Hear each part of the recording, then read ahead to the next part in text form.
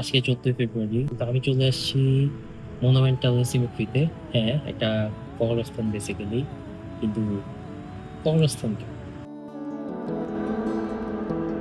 এখানে এক একটা সমাধি মনে হয় যে একটা প্রেমের কবিতা।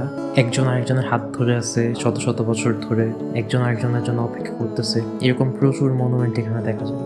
এটা এই জায়গার মনুমেন্টগুলোর মধ্যে সবচেয়ে রোমান্টিক অ্যান্ড সবচেয়ে হৃদয় বিদারক একটা monument. Her husband was dying and she did the last kiss as a goodbye. This is another example of eternal love. তারা তাদের অসম্পূর্ণ ভালোবাসা স্বর্গে খুঁজতেছে। এই সমাধিস্থলটা ইসাবেলা কাসাতি নামে এক সুন্দরী নারীর। সে 24 বছর বয়সে মারা যায়, তখন তার স্বামী তার জন্য এই সমাধিস্থলটা নির্মাণ করে। এটা হচ্ছে এই জায়গার ভালোবাসার অন্যতম আরেকটা নিদর্শন, যে তার স্বামী তাকে যাইতে দিতে চাইতেছে না, এমন একটা ব্যাপার। স্ট্যাচুটা ওইভাবে বানানো হয়েছে যাতে দেখলে মনে হয় যে মেয়ে এখন একটা ঘুমের মধ্যে আছে, সে মারা যায় নাই। মানুষ মারা যায়, কিন্তু তারা তাদের ভালোবাসাকে এই জায়গাতে খুব সুন্দর করে মেমোরেবল করে রাখছে চিরতরের জন্য। তো it was a nice day. Happy Valentine's day.